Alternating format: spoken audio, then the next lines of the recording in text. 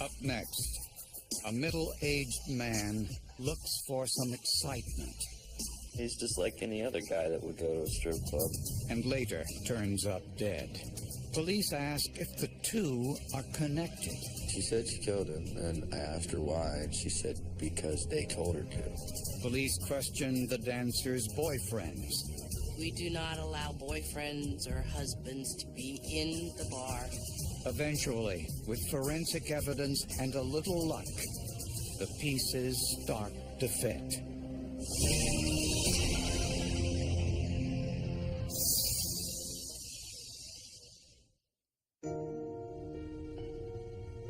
Many young men and women dream of working in the television or film industry. Pat McRae fulfilled that dream, and he was good at it. He worked at Iowa Public Television. He was a video production coordinator. He was very well liked at that place. Friendly face, he's always smiling when I saw him. McRae typically worked long hours. Unfortunately, it took its toll. In 1997, he and his wife of 12 years divorced. McRae took it hard, but remained a devoted father to his two young children. We would go over to my dad's every Wednesday, and we'd watch TV, hang out. He would come to my football games, and we'd hang out at the varsity games, and, he'd take us out to eat, go to movies, stuff like that. McRae never missed an opportunity to spend time with his children, but one morning, there was a problem. He is supposed to pick up his daughter and take her to school. He's a no-show. Pat's ex-wife knew immediately something was wrong. She called both his work and home telephone numbers, but couldn't reach him. So she went to his home and used her own key to get inside. And she found Pat, dead, just inside the front door. There was significant blood patterns in the house itself. There were bloody footprints throughout the house. The evidence shows the attack started in the living room and ended at the front door. It appeared that someone had used that bathroom to clean up. Robbery seemed to be the motive. Pat's wallet had been cut from the back pocket of his blood-soaked jeans. We could see that there had been a number of clothing items disrupted, thrown around on the floor of the closet, and that there was transferred blood on some of this clothing. So at least visually appeared that somebody had, spent some time either searching through the closet or through the clothes. And the killer left bloody foot impressions outside on the porch. Of particular interest were that some of these bloody footwear impressions were overlaid, which fairly early on in the investigation gave indication that the one source of these impressions had made more than one trip exiting the house. The medical examiner estimated that Pat had been murdered sometime on Friday night, about 48 hours before his body was found. Investigators discovered that Pat spent part of that evening at a local strip club, the Outer Limits. Pat McCraig was a customer that came in, and basically he was a regular as far as maybe once or twice per week. He was a very friendly, a very quiet guy. When Pat visited the club, he usually arrived around 10 o'clock, but on the night of his murder, he came in early. I was kind of like, wow, what's he doing during happy hour, which was fine. It was kind of unusual for him to do that. He also did something else no one had ever seen him do before. He asked for a private dance. The dancer's stage name was Mystic. She was the one that he went in the private area with. Pat moved from the front of the stage and went in the private area. I remember him dancing with Mystic in the back room. Mystic's real name was Laura England.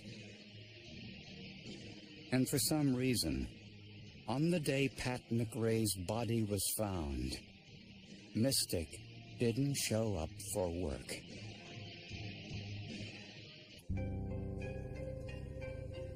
Des Moines police thought they had a suspect in the murder of television station employee Pat McRae, a stripper named Laura England.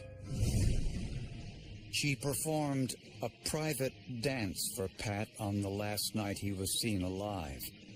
2 days later, she was gone, and Pat was dead. She stripped Sunday night, danced Sunday night at the Outer Limits, and then she and her boyfriend leave town. Police issued an all-points bulletin for Laura England. In the meantime, at the crime scene, investigators made some important discoveries. First, there were bloody boot prints throughout the house, and they had been made at 2 different times and several hours apart. You could see that somebody had exited the house and then apparently re-entered. The boots were determined to be size 7 Doc Marten brand boots. All the blood evidence in the house was carefully cataloged and analyzed. Dozens of items were submitted for DNA testing. I ended up taking 70 samples, bloodstains from the crime scene, and processing those all the way through for DNA analysis. One blood stain stood out from the others. A drop of blood on the comforter on top of the bed. This was different than the smudges that appeared elsewhere in the room. Since the evidence indicated Pat McRae never entered the bedroom after he was stabbed, analysts thought this blood might be the killer's. There was a little bit of blood evidence in the bedroom, and it turns out that little bit of blood evidence was probably the most significant evidence that we had in that case. The droplet was cut out of the comforter and tested along with other blood stains on the bed. The results showed a mixture of blood from 2 people. One of the contributors of the blood in the house is a female. The male DNA belonged to the victim, Pat McRae. This meant the killer was a woman. It's not uncommon for people, when they're stabbing somebody else, to stab themselves accidentally, maybe have their hands slip on the knife, cut the inner sides of their fingers. It's really quite common. Then police located Laura England, the dancer last seen with Pat McRae on the night he was murdered. But she denied seeing McRae that night and said the club manager must have been mistaken. She also wore wigs at the time, too, which a lot of dancers have done in the past. Laura's DNA didn't match the DNA from the unidentified female at the crime scene, and she was released. The DNA didn't match anyone in Iowa State database or the national database either. We had no one to compare that DNA profile with, or at least I should say we had no one to successfully compare it with. Investigators were convinced that Pat McRae knew his killer. There was no forced entry into the house, which meant he probably let the killer in. And the blood evidence showed rather brazen behavior. Blood on the front drapes indicated the killer opened the drapes to look outside. The bloody foot impressions proved the killer walked out of the front door after the murder. Not only that, the killer returned several hours later, leaving a second set of boot impressions, this time in dried blood. That's odd. If you leave a homicide scene, the chances of you going back to that scene and tracking blood out again is not very good. I mean, once you're out of there, you want to be out of there. The case turned cold, and for the next 5 years, there were no substantial leads. Was it possible that a killer this reckless could successfully elude police?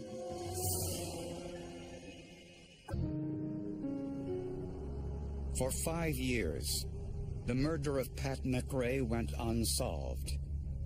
Investigators had the DNA profile of the killer and boot impressions from the scene. What they didn't have was a viable suspect. I just kind of gave up worrying about whether or not it would get solved. I mean, I didn't like that it wouldn't, but I had that feeling that there's probably nothing we could do. Then, Detective Judy Stanley got a call from her counterpart in Lincoln, Nebraska, 200 miles away. Lincoln police had just arrested a man named Mars Davis on a drug possession charge, and Davis offered them a deal. He said he was willing to provide information about an unsolved murder in Des Moines in return for leniency on his drug charge. I felt tremendously guilty for a long time. I didn't want to think about it anymore. And it bothered me every time I closed my eyes. Unfortunately, Davis didn't know the name of the victim. He did, however, remember the neighborhood where he lived. He only knows that he lives at a house someplace off of Harding Road. He knows it's by a convenience store. He knows there's a couple of car washes by. Knows that the guy works for a TV station. Knows that he went to the Outer Limits. And knows that he's killed in his house. Mars Davis was describing Pat McRae's murder, and the details he provided were so bizarre, it was hard for investigators to believe. It's not a story that you expect to hear every day in the news. Mars Davis said that 5 years earlier, he was involved with a 24-year-old stripper named Andrea Morris. She was good at her job. I liked watching her work the room. You know, because you'd see prettier girls or younger girls have trouble, and she would just, you know, mow them over.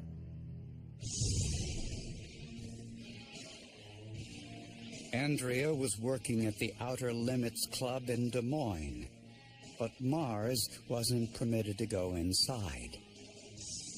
We do not allow boyfriends or husbands to be in the bar. Maybe a customer, you know, might get a little rough with a girl, and her husband or boyfriend thinks he's got to handle the problem when I have employees to handle those kind of problems, you know, and it just causes a disruption. One night around closing time, Mars picked up Andrea after work, and she said she'd promised to give a bar patron a private dance at his house.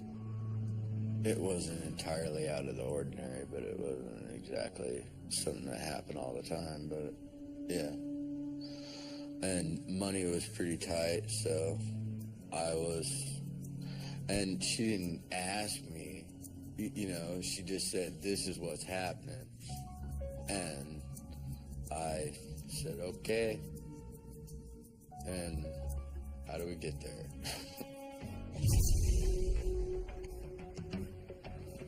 Davis said he dropped Andrea off and then went to get his truck washed.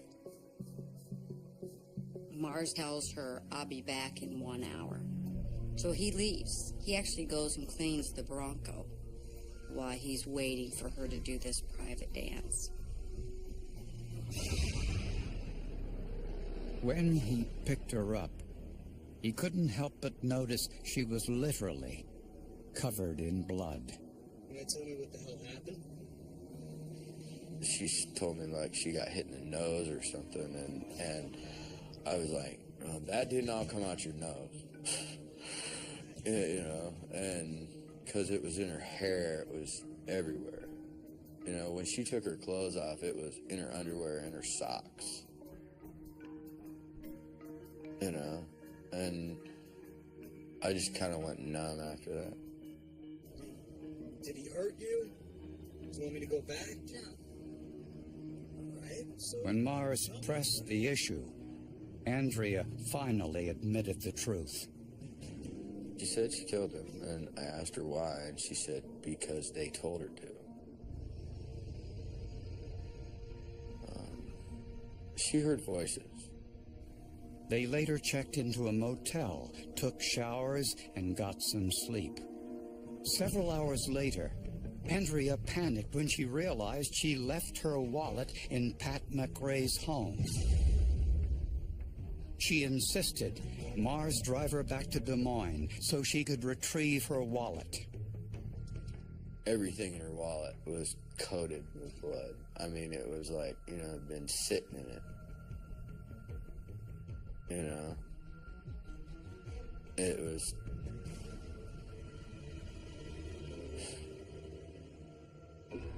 But how could police determine if Mars was telling the truth? Mars Davis gave us a ton of information that would not have been known to anybody other than that who was at that house. But how did they know he wasn't involved in the actual murder? For that, police needed to find Andrea Morris. 5 years after Pat McRae's murder, a witness came forward to say he knew the identity of the killer. A nationwide search was on for Andrea Morris, a stripper who was dancing in the club Pat McRae visited on the night of his murder. Des Moines police learned Andrea Morris was recently released from prison in Nebraska after serving 2 years on a drug charge. She is required to give a DNA sample as part of her release. And so I find out who her probation officer is. I call her up. She says, you know what? I just had to take her DNA the other day. And it matched the DNA from the blood found in Pat McRae's bedroom. Andrea Morris was arrested at her apartment in Lincoln, Nebraska. And I introduced myself and told her who I was and that I was from Des Moines, Iowa, when the blood drained from her face. And Terry and I, the other detective that was there, we both commented about that. Wow, do you think she's guilty or not? But Andrea said she was innocent, that Mars Davis was the killer. So I don't know which thing made me more angry, being accused of the murder or being called a pimp.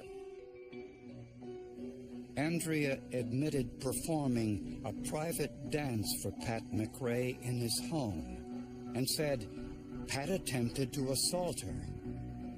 She said Pat McRae pinned her to the couch and wouldn't let her up and was kissing her, and she was trying to push him away and he wouldn't get up. Next thing she knows, Mars Davis is in the house over them, and he's the one that starts stabbing Pat McRae. That was her story. But there was no blood all over the floor and only one set of foot impressions from a pair of size 7 boots, the same size worn by Andrea Morris. Mars Davis wore a size 13 shoe. Big difference between a woman size 7 and a man size 13. And we didn't have anything to put Mars in the house. Prosecutors believe that from the beginning, Andrea intended to rob Patton McRae. He sat on the couch in the living room for what he thought would be some harmless entertainment.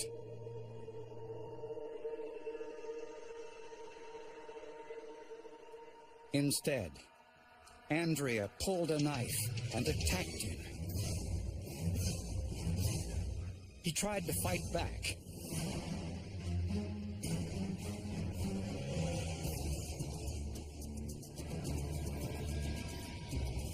The fight moved across the living room to the front door. McRae, weak from blood loss and shock, could no longer fight back. In all, Andrea stabbed him a total of 6 times. She used the knife to cut McRae's wallet from his back pocket. She also took his keys. A tremendous amount of blood had been spilled. Police think Andrea's contention that she got a nosebleed during the struggle was probably the only thing about her story which was true. That's how her blood dripped onto the comforter on Pat's bed. She walked through the rooms, trying to clean up the blood, but there was simply too much of it. Blood found on the curtains showed she opened them to see if Mars had returned.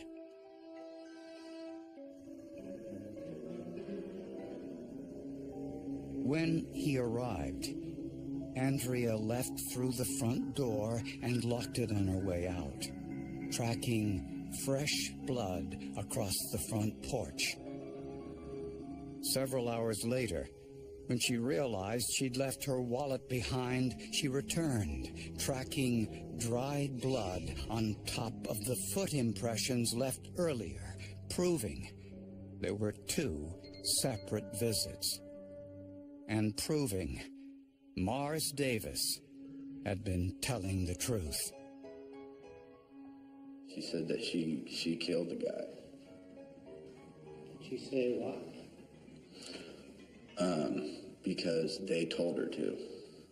They meaning who? These voices that she heard in her head. Andrea Morris, almost unrecognizable from her days as a stripper, maintained her innocence. But the jury didn't buy her story. In October of 2007, she was found guilty of first-degree murder and sentenced to life without parole. She deserved what happened. Yeah. And it was a really thing. And I feel kind of about, doing it to her, but, it was either live with it or, The Pat McRae case shows how a single drop of blood can be the difference between a conviction or an exoneration. When I calculated the statistics of a match on that sample, it turned out to be fewer than out of 100 billion unrelated individuals would be expected to have that same DNA profile that was found on the piece of evidence. Forensic evidence was the key to the entire case. There was just great DNA evidence. It's very gratifying that physical evidence established at the initial scene on the initial day eventually is what ended up absolutely placing her within the scene and being the thing that convicted her.